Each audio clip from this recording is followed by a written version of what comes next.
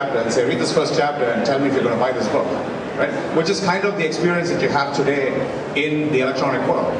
That's because technology like this, with DRM that's controlled by the publisher to say exactly what will be made available that can't be copied, was not available at that point.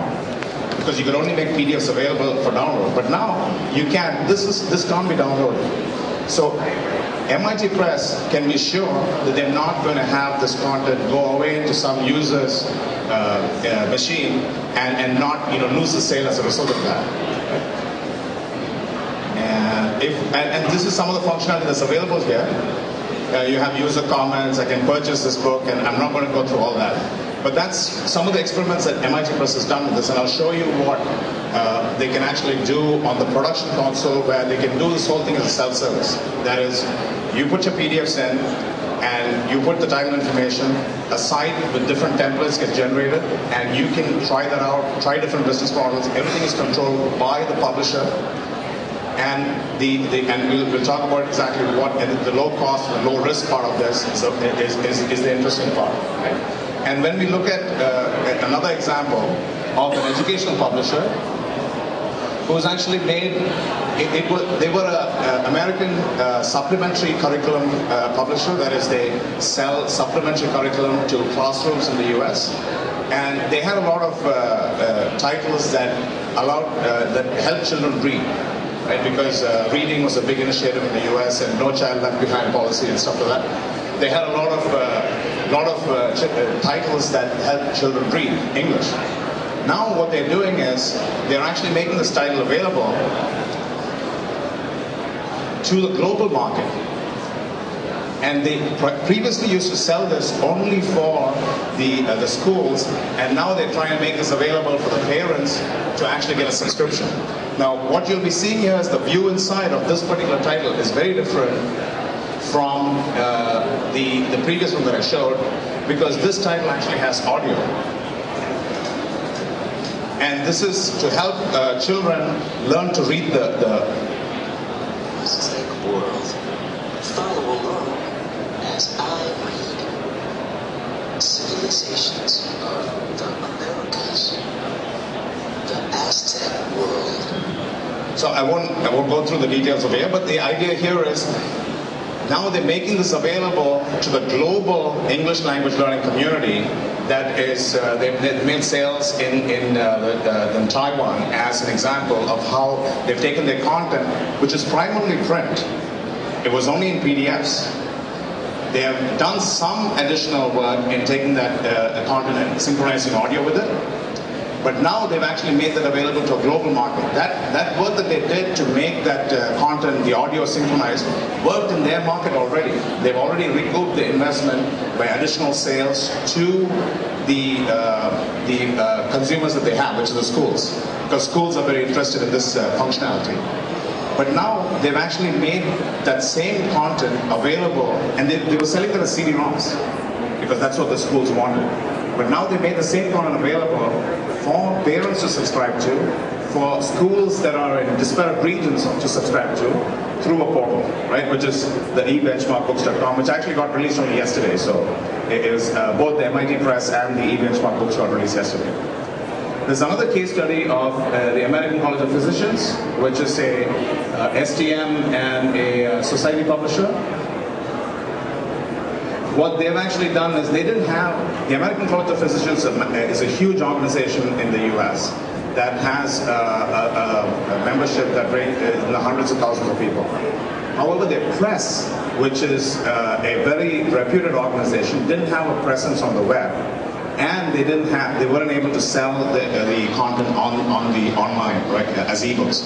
So what they've actually done is made this where they can actually go and see the content available online and enable different purchase prices for this, either as subscription or as purchase for different prices that they can make available to their users. And finally, there's an example in the entertainment world for comics. This particular organization got purchased recently for their assets, and these comics are being available, digitized and being made available, and they'll get launched. This particular site will get launched only in next year, the first quarter next year, because there's actually a very good community of users behind this particular publisher that they want to leverage in order to make the content available. Now, the question with all this is, all these experiments were possible with the technology that we have called iPublishCentral, which has both iPublish portals. What you were seeing was examples of iPublish portals and the different portals that are available. And there's also iPublish widgets, which is actually widgets for marketing. The reason for having this low-cost solution is we've kind of made the portals available for everybody to experiment with and see what works in your market.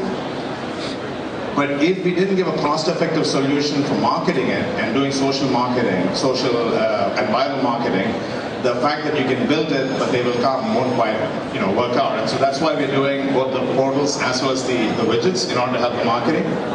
And what you can do today is you can market and deliver your existing content to your readers today.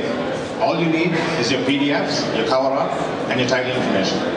If you have that and you put that in a self-service portal, you can create sites similar to what I was showing you, and you can create the widgets for marketing not only your electronic content but also your print content, right? And what the history behind how we came up with this was about 7 years of working with 60 or 70 different publishers on the content. We only did electronic.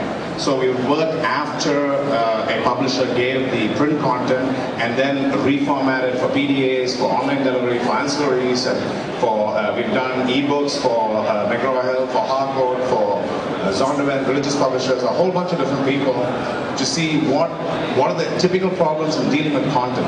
And then for 5 years we've actually been delivering portals for all the likes of BBC, Elsevier, Walter Kluwer, smaller publishers like Marshall Cavendish.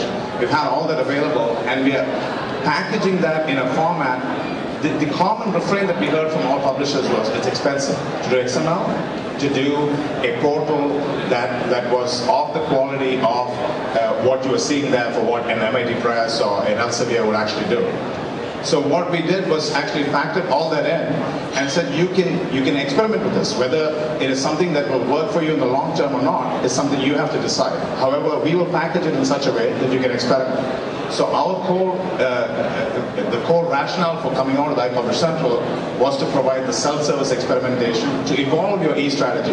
There's a lot of publishers that we talk to that say, yes, this is great, I can do this. But then you go into a little bit of an analysis paralysis of saying, oh, but there's so many more things that I have to do, and I have to figure out, my end goal, which might be, 5 years down the line, and figure out what my e-strategy is. The thing is, if you don't know what your readers want, chances are that your strategy might be totally off track is pretty high. Right? And so if you experiment and find out what it is that your readers want to have, the chances for actually getting closer to how your readers want to consume the content are much higher. Right? And you can actually formulate your strategy because the cost of actually doing this is fairly low. Right? And finally, I just want to make one point about widgets because a lot of people do ask about widgets and why we are using widgets.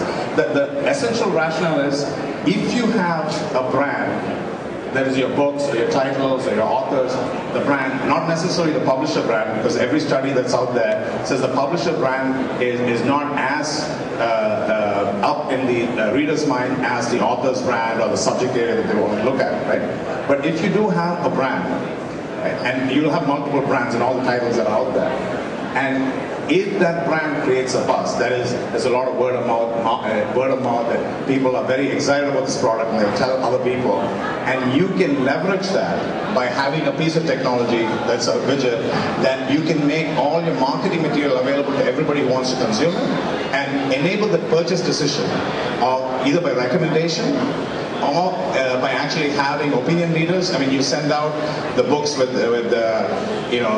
comments from opinion makers to influence the purchaser's decision, right?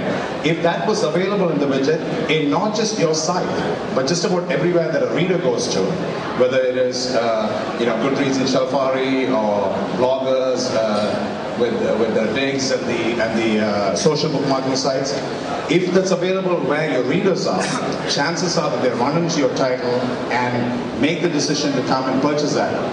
you're just reaching out to a larger audience than the traffic that's coming to your site.